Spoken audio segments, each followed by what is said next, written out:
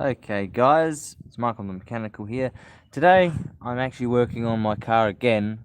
The horn decided to stop working and I've already done a fair bit already. I got some good news though.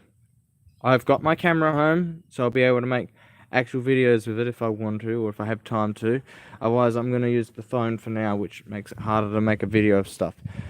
So what I'm doing is I've been testing wires and seeing where the horn works and where it doesn't. And the way I've done that is essentially taken off this horn and I've used this knife, put it into some form of earth, and then I've used this positive wire instead of using this switch, because the switch, I don't know if it's working or not, so guaranteed there's a loop there of power.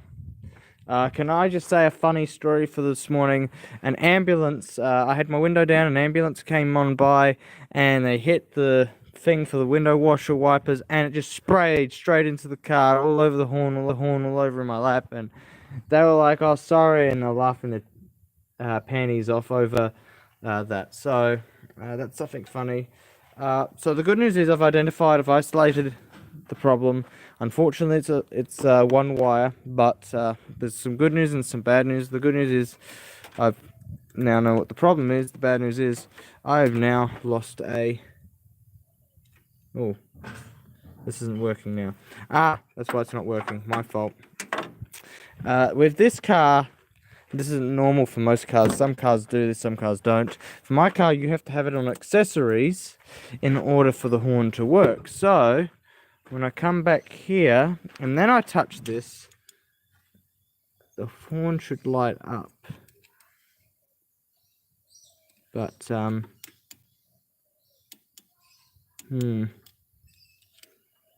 interesting, it's not working. This is the positive wire, right? There's another problem and I don't know where it is. Okay, that's not right. I had power there before. Oh, that's why.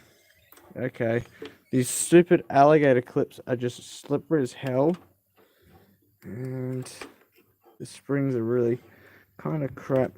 So I've put that on there, should have power. Maybe it's still not connecting.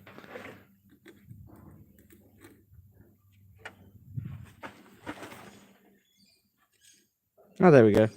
So now we've got power. So that's what was wrong. And now we've got a loop of power through there.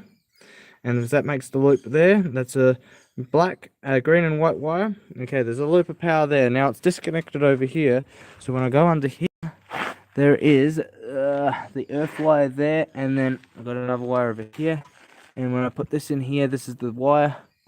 I've isolated the problem because this light's not coming on. So if I ignore that wire completely, just leave it, ignore it completely, make a new loop wire going through here, go straight to the horn, then I should get the horn working again. But I was going to do both the wires. I was thinking about it, and that's because I got this 2-cool wire here, and it's a nice duty wire. It's going to do the job nicely. This is a 7.5 auto marine cable, PowerTech twin power cable. There's a plus and a minus there. So what I was going to do, which I think I should still just do anyway, is figure out what this is a black and green wire. And this is also going to cut out some of the other issues. What I'm going to do, I'm going to splice into both the wires over here. Sorry, with the black and white wires, that's that one there.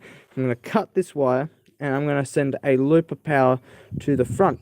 And the reason being for that is because some of these wires, I believe it's mostly just the positives, but this wire here might already be like black on the inside and burnt out because of overpowerage or some weird thing like a short or something. I don't know, from past life anyway. I'm going to snip this. I'm going to leave the rest of the wire intact, but I'm going to sort of make a three-way wire. So if there's no power getting to the horn, at least power's getting there somehow. And by splicing into that, at least I know the horn will work. It's sort of a good idea, sort of a bad, because I think there are other wires also using that. I think one of these wires will be black as well. There you go. It's actually a completely black wire there. Do we see a completely black wire here? Yes, I do see a completely black wire. So some of those lights work off a completely black wire. Just to be safe, up to this point, I'm going to snip both of those. I'm going to put a new wire in between. I don't know what the wire is going to operate to the black one or loop to. I know what the white and green white one does. So what I'm going to do, I'm going to grab this wire. I'm going to make sure there's a little bit of slack in it. And what I'm going to do is I'm going to feed it through from here first. And I'm going to just, sorry I didn't point the camera, feed it through. And I can't feed it in to all of these loops. I'm going to just pull it through. I need enough slack so I can get clamp it down nice and neatly. Grab it, feed it, and up there. Because once I get enough up here, we want to follow the wires. I think that's about enough. Once I get it all up here, then I can go. I can shimmy her in nice and neatly as possible. I can maybe feed it up that thing, but I can't because it's whatever.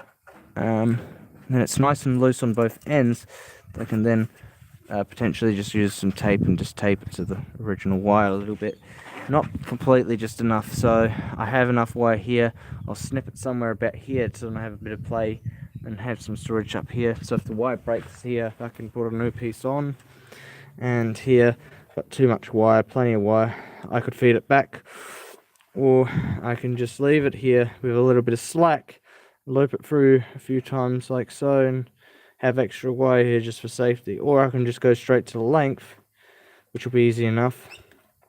Just merge this end first, and then pull it through, lock it down, and then finish off that end with the connectors. So that's what I'm going to do, guys. Because it's going to take time, a little bit of energy. I'm going to disconnect from the video, and then I'll just connect the new wires and do everything I need to do. Thanks for watching. Catch you later.